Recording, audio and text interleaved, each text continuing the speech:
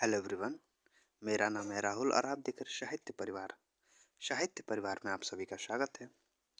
आज मैं आपके लिए एक नया नाटक लेकर आया हूँ जिसका नाम है सिंदूर की होली। ये नाटक हमारे सिलेबस में लगी हुई है तो इसीलिए इसको पढ़ना बहुत ज़्यादा ज़रूरी हो जाता है। इसके पहले मैंने चंद्रगुप्त, स्कंदगुप्त, ध्रुव साहनी और मतलब 4-5 नाटक मैंने करा दिया। अगर आपने नहीं देखा है तो आप लोग जाइए उसको देख लीजिएगा, ठीक ना। बहुत ज़्यादा इम्पोर्टेंट नाटक है तो आप लोग प्लीज़ इसको पूरा देखिएगा। देखिए, सिंदूर की होली की अगर बात करें तो इसका प्रकाशन वर्ष क्या है? 1934 है। सबसे महत्वपूर्ण काम यह है, कोई भी नाटक अगर पढ़ते हैं आप तो उसका प्रकाशन वर्ष और उसके नाटककार कौन है, तो ये बहुत ज़्यादा इम्पोर्टेंट है। तो सिंदूर की होली नाटक का प्रकाशन वर्ष क्या है? 1934 है। और इसके नाटककार कौन है? तो लक्ष्मी नारायण मिश्र है। आपको कन्फ्यूज नहीं होना है, कहीं कहीं लक्ष्मी नारायण लाल भी दे देगा, लेकिन कंफ्यूज नहीं होना है। लक्ष्मी नारायण मिश्र का ये नाटक है सिंदूर की होली। यह नाटक जो एक समस्या प्रधान नाटक है, सिंदूर की होली, ठीक ना। इसमें हम लोग मुख्य कथन को देखेंगे, महत्वपूर्ण उदाहरण को देखेंगे, समीक्षा को देखेंगे, कितने अंक है उसको देखेंगे, कौन कौन से पात्र उसको देखेंगे हम लोग। मतलब मैंने लगभग PDF बना के रखा है यहाँ पे, आप लोग बने रहिएगा। चलिए हम लोग नाटक को शुरू करते हैं। देखिए, सिंदूर की होली प्रकाशन 1934 किसका है? लक्ष्मी नारायण मिश्र का है और यह एक समस्या नाटक है। देखिए, PDF जो है बहुत ही मेहनत से मैंने बनाई है, तो आप लोग प्लीज़ ज़्यादा से ज़्यादा लाइक करिएगा, शेयर करिएगा, ठीक ना। देखो, सिंदूर की होली, इसमें कितने अंक है? 3 अंक इम्पोर्टेंट है। इसमें कितने अंक है? 3 अंक है।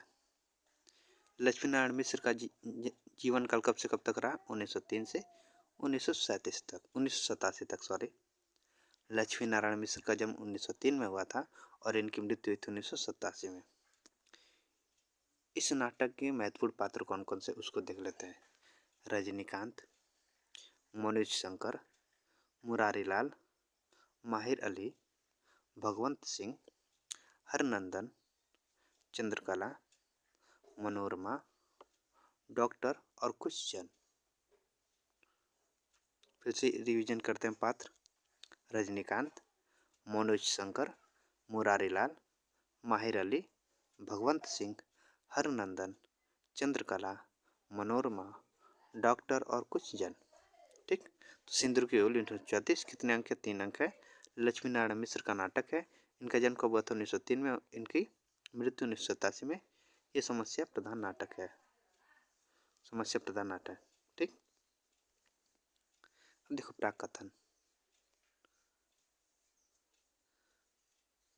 मतलब इसकी प्राक कथन किसने लिखी है या भूमिका हम कह सकते हैं, तो रामप्रसाद त्रिपाठी ने लिखा है। पूछ देगा भूमिका, मतलब पूछ देगा कि सिंदूर की होली नाटक की प्राक कथन या भूमिका किसने लिखी है, तो रामप्रसाद त्रिपाठी ने लिखी है। इसको पढ़ते हैं। देखो, जहाँ पे मैंने रेड कलर का यहाँ पे टाइपिंग किया है तो बहुत इंपॉर्टेंट है, वह मोस्ट इम्पॉर्टेंट यहाँ पे मैंने हाईलाइट किया है रेड कलर से, तो बहुत ही मोस्ट इम्पॉर्टेंट, इसको मैं फिर से बता रहा हूँ, ठीक ना। तो देखो, इसको पढ़ते हैं शुरू से। हिंदी साहित्य के अन्य हिंदी साहित्य के अन्य अंगों की भांति नाटक का अंग भी अभी तक कमजोर और शिथिल है। मतलब ये कहते हैं कि हिंदी साहित्य के अन्य अंग की भांति नाटकों का अंग क्या है? अभी तक कमजोर और शिथिल है।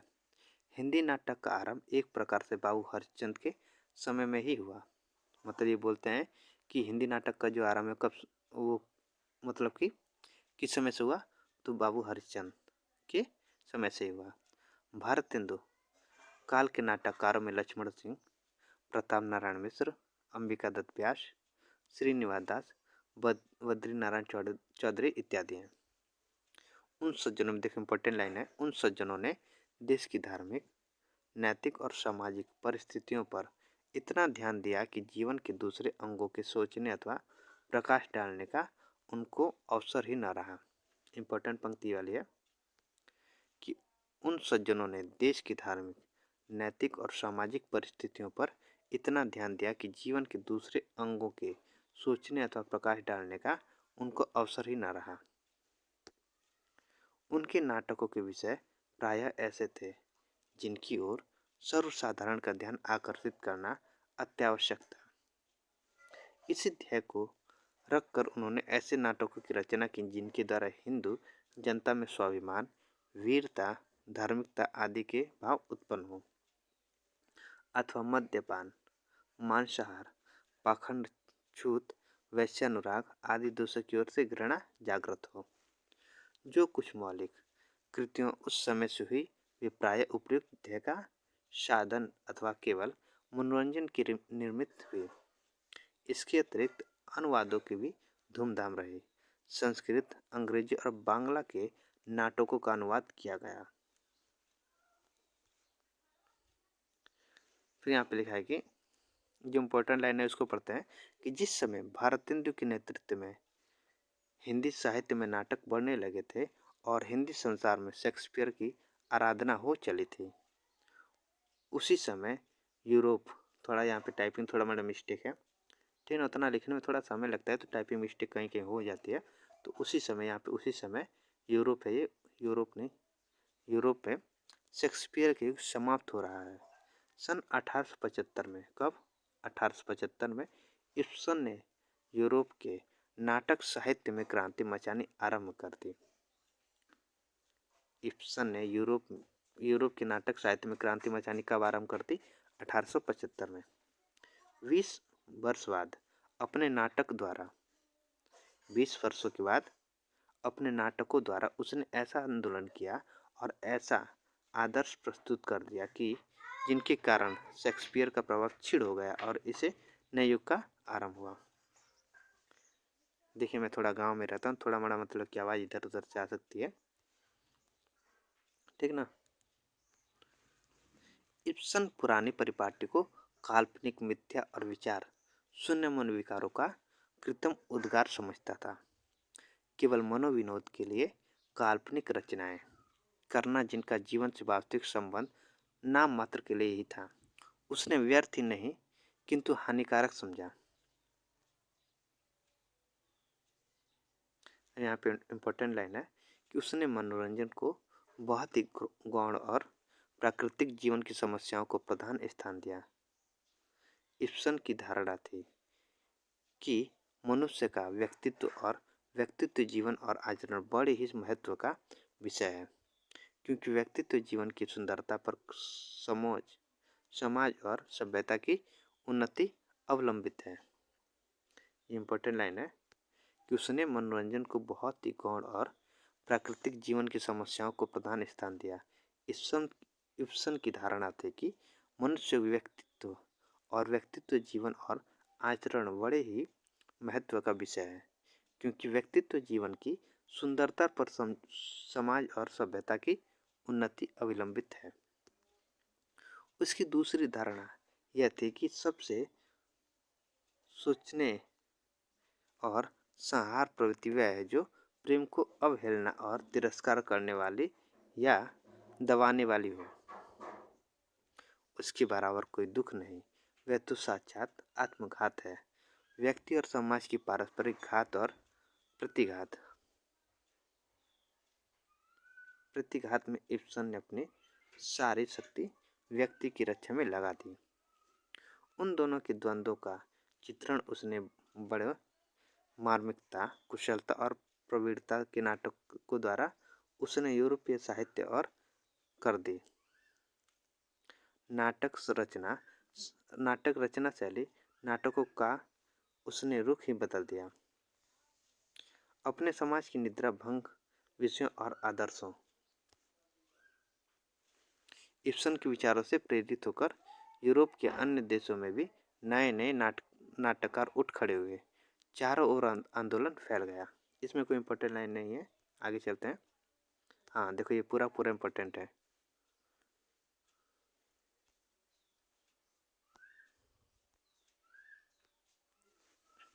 लिखा है, प्रस्तुत नाटक के रचयिता श्री लक्ष्मी नारायण जी भी इब्सन, वर्णसा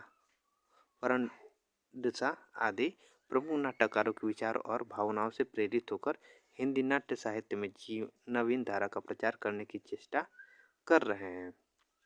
अपने पूर्व प्रकाशित नाटक मुक्ति का रहस्य की भूमिका में उन्होंने अपने विचार जोरदार शब्दों में स्पष्ट कर दिए हैं। आप कहते हैं कि बुद्धिवाद किसी तरह का हो, किसी कोटि का हो, समाज या साहित्य की हानि नहीं कर सकता। हिंदी के समालोचकों के लक्ष्य करके आप लिखते हैं, इन दिनों हमारे समालोचक साहित्य या काल के भीतर सबसे पहले यह खोजने लगते हैं कि इन चीज़ों में लोकहित का उपदेश या सदाचार की व्याख्या कहाँ और किस रूप में हुई है। किंतु इन बातों से कला का क्या संबंध? कलाकार इस तरह का उपदेशक तो नहीं है। वह जो कुछ भी कहना चाहता है उसकी निजी प्रयोग की बातें होती हैं। क्या होनी चाहिए, क्या ना होनी चाहिए, इन बातों का सवाल तो यहाँ नहीं उठता। यहाँ तो जो है कला अनंत सहानुभूति है, जिसकी एक एक नज़र में कल्याण की दुनिया बसती चलती है। फिर यहाँ पे लिखा है कि इसलिए जिंदगी कोई भी संकीर्ण परिपाटी, धर्म या सदाचार की कोई भी निश्चित कसौटी, साहित्य और कला का कोई सी प्रभावशाली व्याख्या आंख मूंद कर स्वीकार कर लेना यह नहीं कि व्यक्तिगत विकास में बाधा डालेगी, एक प्रकार से घातक भी होगी। इम्पोर्टेंट लाइन है पूरा ना, ये पूरा यहाँ पे इम्पोर्टेंट है। लिखा कि तत्वतः ये बातें ठीक है, किंतु इनको व्यावहारिक बनने में अनेक उलझने और कठिनाइयाँ हैं। युवक मिश्र जी भी उनका अनुभव करते हैं, जैसे कि उनकी उपयुक्त भूमिका से प्रतीत होता है। इन समस्याओं का हल करना सरल काम नहीं, अतएव कोई आश्चर्य नहीं कि ये भविष्य के निहार से आक्रांत हैं। मिश्र जी के नाटकों में ना तो अनेक पात्र हैं, न गाने या कविता पाठ को सामग्री और न अनावश्यक दृश्यों का परिवर्तन। मतलब कि ये बता रहे हैं कि जो मिश्र जी का नाटक है उसमें न अनेक पात्र हैं, न गाने हैं, न कविता के पाठ कविता है या ऐसी सामग्री जो अनावश्यक हो। उनके नाटकों का पट विस्तार भी इतना नहीं कि उसमें विभिन्न देश काल व्यवस्थाओं और घटनाओं की विभ्रमयी भर्ती हो। आधुनिक यूरोपीय शैली के अनुकूल उनमें गिने चुने आवश्यक पात्र हैं और व्यापार भी सुसंगत और सुनियंत्रित है।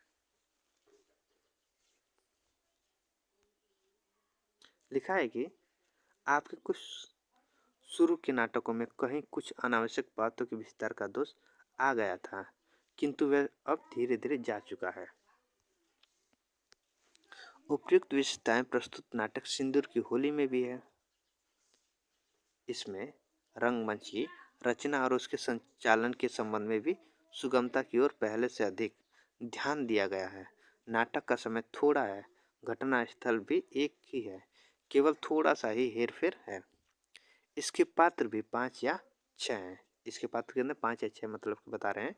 प्रत्येक पात्र का अपना अपना व्यक्तित्व है, प्रत्येक का विकास अपने अपने ढंग का है, प्रत्येक की भावना और उसके व्यक्तित्व का चित्रण सहानुभूति किया गया है। यहाँ तक कि मुरारी लाल इम्पोर्टेंट है। मुरारी लाल का भी चित्रण सहानुभूति शून्य नहीं है। मनोरमा और चंद्रकला दोनों शिक्षित स्त्रियां हैं। उनमें कोमलता, सहिष्णुता और उच्च उच्चादर्श का अद्भुत सम्मिश्रण है। दोनों में अनुराग और त्याग का चमत्कार है।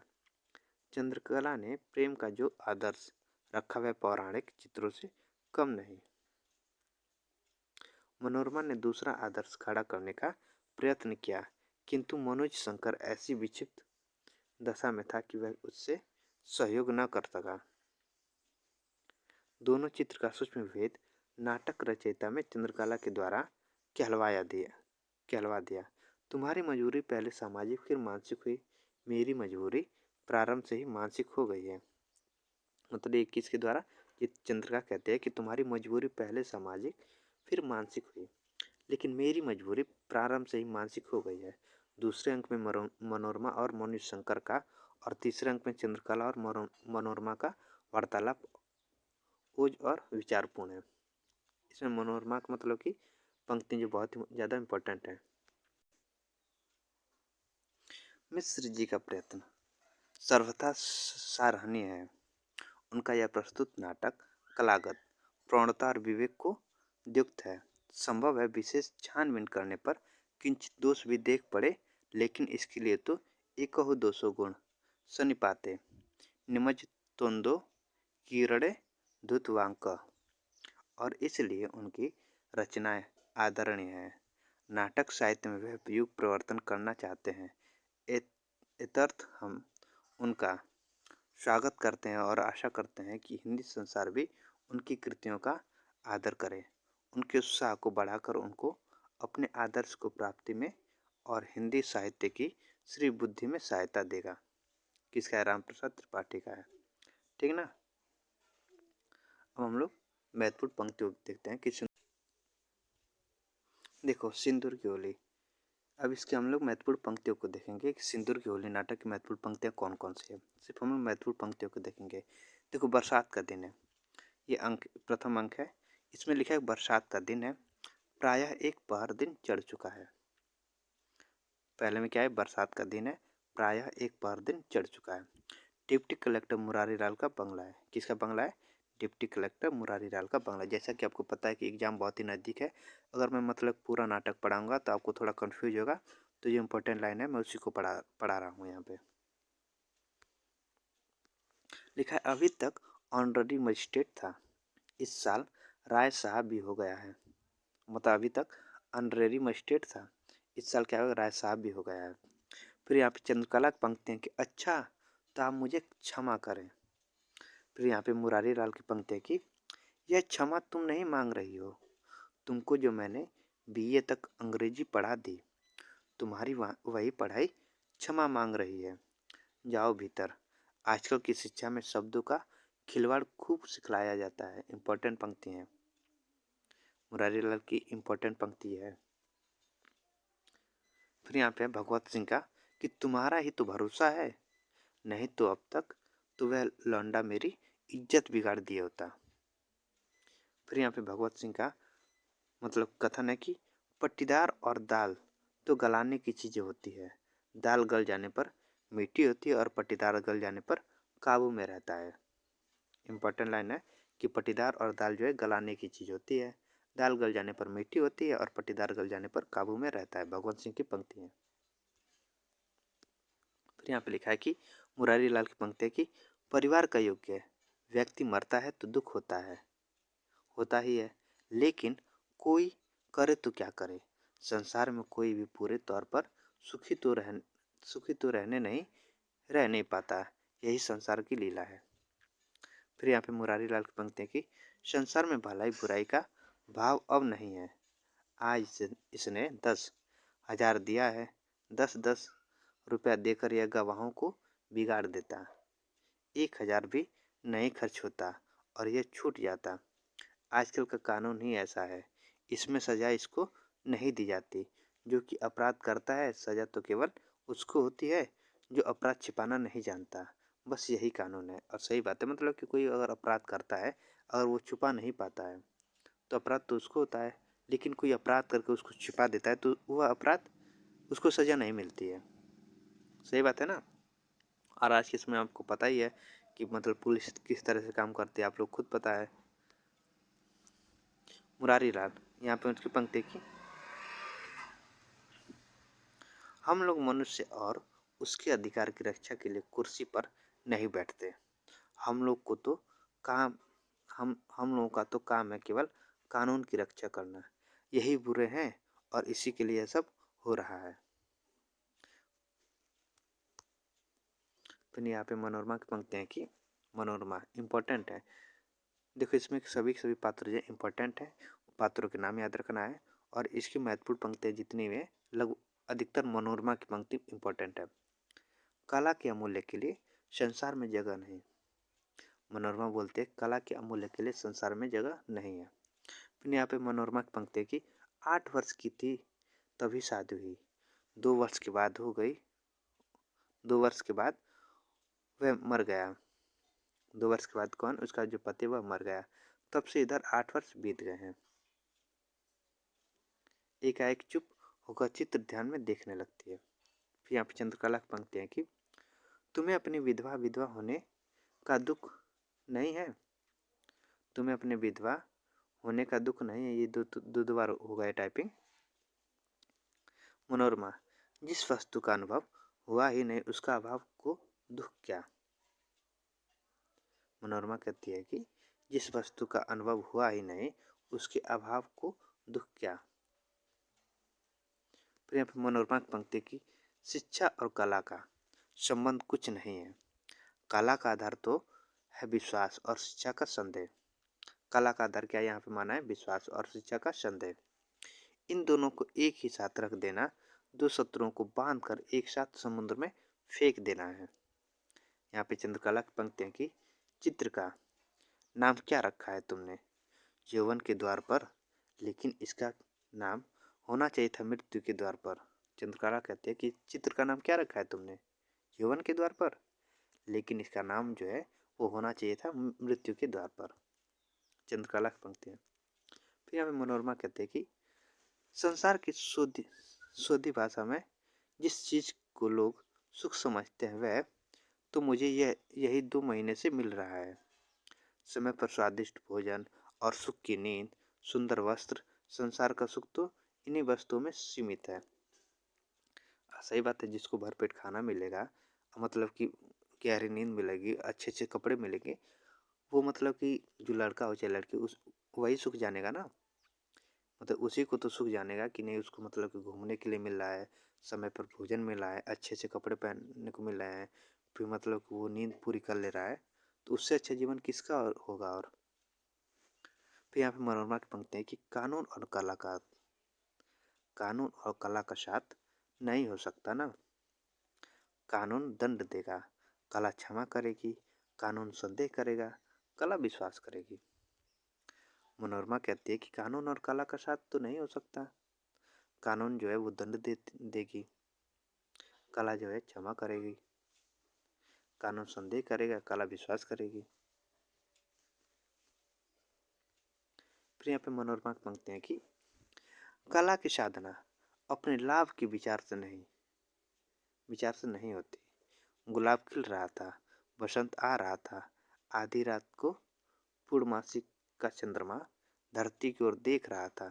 उसे देखकर मेरी कल्पना और भावना उत्तेजित हो उठी। मैंने उसका चित्र बना दिया। मनोरमा, सत्य का बना लेना इतना सरल होता तो फिर संसार से झूठ का नाम निकल जाता। कम से कम शराबी का शराब, हत्यारे की हत्या, चोर की चोरी, यह सब कुछ सत्य उठता, इन चीजों की बुराई निकल जाती। यहाँ पे भी मनोरमा की पंक्ति है कि क्षमा कीजिएगा, पुरुष आँख के लोलुप होते हैं, विशेषतः स्त्रियों के संबंध में। मृत्यु शैया पर भी सुंदर स्त्री इनके लिए सबसे बड़ा लोभ हो जाती है।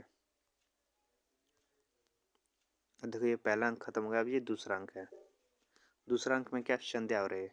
पहला अंक में क्या है, पहला अंक में मतलब कि जैसे कि बरसात का समय था और क्या हो रहा था, एक बार बीत चुका था बरसात का समय, और यहाँ पे प्रायः एक बार दिन चढ़ चुका था, अब बरसात का दिन था, और यहाँ पे संध्या हो रही थी। यहाँ पे जो है संध्या हो रही थी दूसरे अंक में। यहाँ पे मनोरमा की पंक्ति की दशाश्वमेध घाट पर भिक्षुकों में एक टुकड़े के लिए द्वंद्व चल पड़ा है।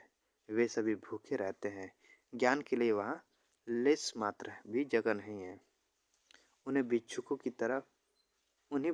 तरह हो गई है तुम्हारी यह पुरुष जाति। मनोरमा की पंक्ति है। दशाश्वमेध घाट कहाँ है, वह बनारस में। मनोरमा, पुरुष का सबसे बड़ा रोग स्त्री है और स्त्री का सबसे बड़ा रोग है पुरुष। मनोरमा कहते हैं कि पुरुष का जो सबसे बड़ा रोग स्त्री है और स्त्री का सबसे बड़ा रोग क्या है, वह है पुरुष। यह रोग तो मनुष्यता का है, और शायद मनुष्यता के विकास के साथ ही इसका भी विकास हुआ। फिर यहाँ पे मनुष्य शंकर की पंक्ति है कि मैं मनुष्य की कमजोरियों का कितना निष्ठुर आलोचक हूँ, इसलिए मैं उसकी बीमारी को नाटक समझ रहा हूँ। मनुष्य शंकर की पंक्ति है कि किसी को गोली मारना यदि वीरता है तो गोली मारकर बांसुरी बजाना तो वीरता से बढ़कर वीरता और महानता से बढ़कर महानता है। मनशंकर कहते हैं कि यार किसी को गोली मारना अगर वीरता है तो गोली मारकर बांसुरी बजाना तो वीरता से बढ़कर वीरता और महानता से बढ़कर महानता है। फिर यहाँ पे मनशंकर कहते हैं कि स्त्री की इसलिए ज्ञान और विद्या का कोई मूल्य नहीं है। प्लेटो के प्रजातंत्र में कवि का कोई स्थान नहीं मिला था। स्त्री के प्रेम तंत्र में बुद्धि और ज्ञान का कोई स्थान नहीं मिला। मनोज शंकर की पंक्ति है यहाँ पे। प्रेम करना विशेषता स्त्री के लिए कभी बुराई नहीं। स्त्री जाति की स्तुति केवल इसलिए होती है कि प्रेम करती है। प्रेम के लिए ही उनका जन्म होता है। स्त्री चरित्र की सबसे बड़ी विभूति, उसका सबसे बड़ा तत्व प्रेम है माना गया है, और उस समय पर भी यह तो उसका पहला प्रेम है। किसकी पंक्ति है? मनोज शंकर की पंक्ति है। डॉक्टर यहाँ पे डॉक्टर की पंक्ति है कि कवि और गायक भावुक जीव होते हैं। डॉक्टर कहता है कि कवि और गायक जो है वो भावुक जीव होते हैं। मनोज शंकर की पंक्ति है कि मनुष्य को स्वस्थ रहने के लिए जीवन बल उसके भीतर निरंतर काम करता है। हम लोग बीमार पड़ते हैं मरने के लिए नहीं बल्कि स्वस्थ होने के लिए। मनोज शंकर कहते हैं कि मनुष्य को स्वस्थ रहने के लिए जीवन बल उसके भीतर निरंतर काम करता है, और वह कहते हैं कि हम लोग बीमार पड़ते हैं मरने के लिए नहीं बल्कि स्वस्थ होने के लिए। मनोज शंकर की पंक्ति है कि यहाँ देहातों में अधिकांश लोग जो है पूजा पाठ और तंत्र मंत्र से अच्छे किए जाते हैं। मतलब गांव में जैसे कि आप लोग पता है कि अधिकतर मतलब कि लोग दवाई नहीं कराएंगे, वो लोग पूजा पाठ करेंगे, सोचेंगे कि कोई मतलब कि झाड़ फूक देगा, तंत्र मंत्र पढ़ देगा तो लोग अच्छे हो जाएंगे, ऐसा मतलब मानते हैं। लेकिन अब उतना नहीं होता है। अब उतना नहीं मतलब मान के चलो 100% में से 10-15% ही ऐसा होता है, लेकिन अब गाँव में ऐसा नहीं होता है। ठीक ना। जो जो वर्ग जो है वो शिक्षित नहीं है वही अधिकतर ऐसे अंधविश्वास पर, ऐसे कामों पर मतलब कि विश्वास करते हैं। यहाँ पे मनोरमा की पंक्ति है कि यह इतना महान चित्र जिसे हम संसार कहते हैं शून्य के आधार पर बना है, लेकिन मैं तो अब चित्र नहीं बनाऊंगी, वही चित्र मेरा। मनोरमा कहते हैं कि यही कि पुरुष के लिए प्रायश्चित करना पड़ता है स्त्री को। स्त्री जीवन का सबसे सुंदर और सत्य से कठोर सत्य यही है। स्त्री इसलिए दुखी है और पुरुष इसी को स्त्री का अधिकार समझता है, और इसलिए पुरुष और स्त्री के अधिकारों की अलग अलग पैमाइश हो रही है। अलग अलग नक्शे बनाए जा रहे हैं, लेकिन यहाँ तो वे मिल जाएंगे। समस्याएं का एक और पहलू निकल आएगा।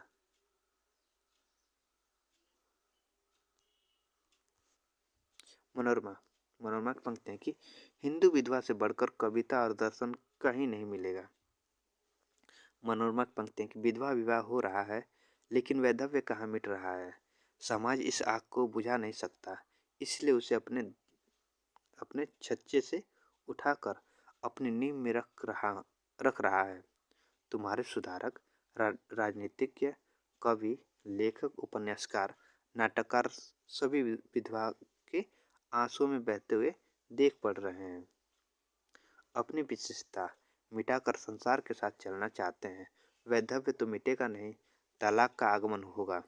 अभी तक तो केवल वैधव्य की समस्या थी, अब तलाक की समस्या भी आ रही है। फिर यहाँ पे मनोरमा की पंक्ति है कि किस तरह जी, यही तो सम्मान का आदर्श है। स्त्री और पुरुष का सम्मिलित जीवन है, सुख दुख दोनों का, न तो कोई शंका, न संदेह और न तलाक। विधवा विवाह और तलाक दो बुराइयों में से एक को पसंद करना पड़ेगा, नहीं तो दोनों बुराइयों तो समाज को निगल जाएगी। मनोरमा की पंक्ति है। फिर यहाँ पे मनोरमा की पंक्ति है कि विधवाओं के उद्धार के नाम पर यह आंदोलन पुरुषों ने उठाया है अपने उद्धार के लिए। किसी प्रकृति विधवा से पूछो जो अभी तक पुरुष की विषैले वातावरण में न आई हो, देखो उसकी दृष्टि पृथ्वी में गड़ जाती है या नहीं। तुम्हारी समझ में विधवाएं समाज के लिए कलंक है। मैं समझती हूँ समाज को चेतना के लिए विधवाओं का होना आवश्यक है। तुम जीवन की विशेषता स्त्री के जीवन का दूसरा पहलू भी समझते हो, देखते हो, और उसके भीतर संकल्प है। साधना है, त्याग और तपस्या है। यही विधवा का आदर्श है और यह आदर्श तुम्हारे समाज के लिए गौरव की चीज है। मनोरमा की पंक्ति है।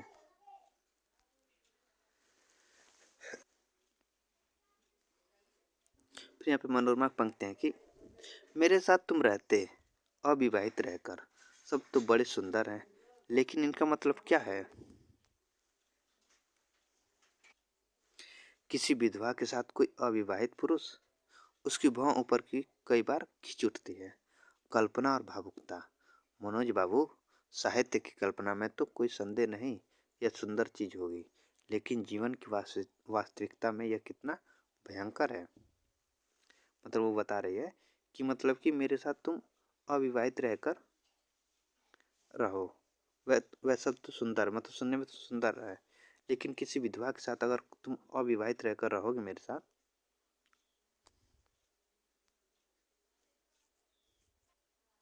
वह कल्पना करने में तो ठीक है, लेकिन वो वास्तविक जीवन में बहुत ज़्यादा भयंकर है।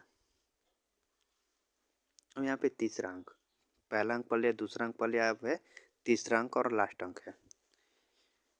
ये रात का समय है, यूँ तो रात अंधेरी ही है, अंधेरी है ही, आकाश में बादल होने के कारण भयंकर हो उठी है।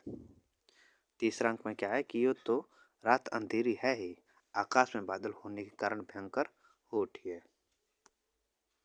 फिर यहाँ पे मनोशंकर की पंक्ति है कि सारा संसार मरता है, एक और मृत्यु हो रही है, दूसरी ओर जन्म हो रहा है, यह कोई नई बात नहीं है। चंद्रकला की पंक्ति है कि राम और सीता का, यहाँ पे सीता है, सीता का, दुष्यंत और शकुंतला का, नल और दमयंतु का, अज और इंदुमती का प्रेम प्रथम दर्शन में ही हुआ था। स्त्री का हृदय संवर्त एक है, क्या पूर्व क्या पश्चिम, क्या देश क्या विदेश। ये स्त्री है। चंद्रकला की यहाँ पे पंक्ति है कि मेरे भीतर आज चिरंतन नारित्व का उदय हुआ है, मेरी चेतना आज मेरे चारों ओर फैल रही है और तुम कहती हो मुझे उन्माद हो रहा है।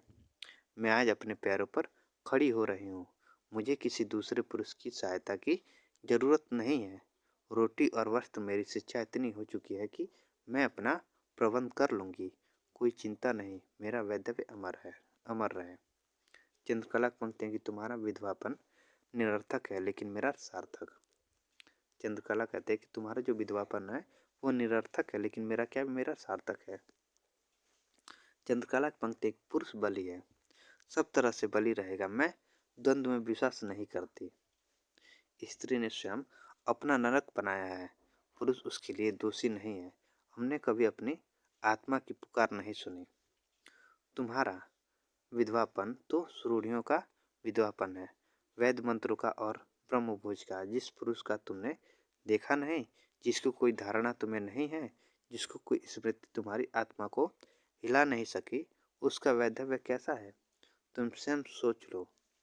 मेरा वैधव्य वह निर्विकार मुस्कुराहट, यौवन और पुरुषत्व पुरुषत्व के विकास की वह स्वर्गीय आशा। मैं कल्पना आशा मैं कल्पना करती हूँ 25 वर्ष की अवस्था में वह शरीर और वह हृदय कैसा होता।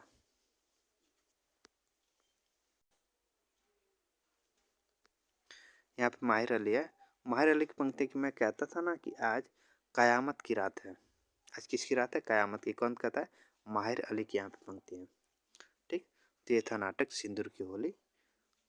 थोड़ा मोड़ा टाइपिंग मिस्टेक हो गया था, मैंने यहाँ पे टाइपिंग नहीं किया था, तो मतलब उसके लिए मैं क्षमा चाहता हूँ। लेकिन नाटक की जो पंक्तियाँ लगभग में सभी है, थोड़ी मोड़ी टाइपिंग मिस्टेक है, तो बहुत ज़्यादा इम्पोर्टेंट ये नाटक है, ठीक ना। तो देखो यहाँ पे अब बच्चन सिंह क्या कहते हैं इस नाटक के विषय में, उसको देख लेते हैं। सिंदूर की होली की मनोरमा अत्यंत रोमांस विरोधी बनी रहती है। सिंदूर की होली के दो पात्र मनोरमा और चंद्रकांता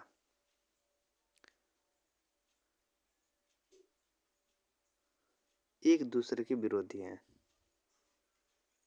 मनोरमा वैधव्य के समर्थन करती है और चंद्रकांता रोमांटिक प्रेम का। मनोरमा का विधवा विवाह का विरोध स्वयं बुद्धिवाद का विरोध करने लगता है और रोमांटिक चंद्रकांता का तर्क बुद्धिवाद हो जाता है। रोमांटिक भावुकता और यथार्थवादी बुद्धिवादी की टकराहट मिश्र जी के नाटकों में इस ढंग से चित्रित हुई है कि मिश्र जी भावुकता से मुक्त नहीं हो पाते। प्रायः सभी पात्रों में भावुकता लिपटी हुई है। मिश्र जी के व्यक्तित्व में ये दोनों तत्व पाए जाते हैं। वे भीतर से भावुक और बाहर से बुद्धिवादी हैं। भारतीयता के प्रति उनकी आस्था में भी विचित्र भावुकता का सन्निवेश हो गया है। किसका है? बच्चन सिंह का है। कहाँ से? हिंदी साहित्य का इतिहास है। तो ये था आज का नाटक। अगर आपको अच्छा लगा हो तो प्लीज़ आप लोग लाइक करिएगा, सब्सक्राइब करिएगा। मैं से और आपको नाटक लेकर आऊँगा जो आपकी एग्जाम के लिए बहुत ज़्यादा महत्वपूर्ण रहेगा। अगला नाटक हम लोग पढ़ेंगे। कौन सा अगला नाटक पढ़ेंगे? भारत दुर्दशा। किसका? भारतेंदु हरिश्चंद्र का। भारत दुर्दशा नाटक का प्रकाशन वर्ष क्या है? 1880 है। ठीक, तो आज के लिए इतना ही। धन्यवाद।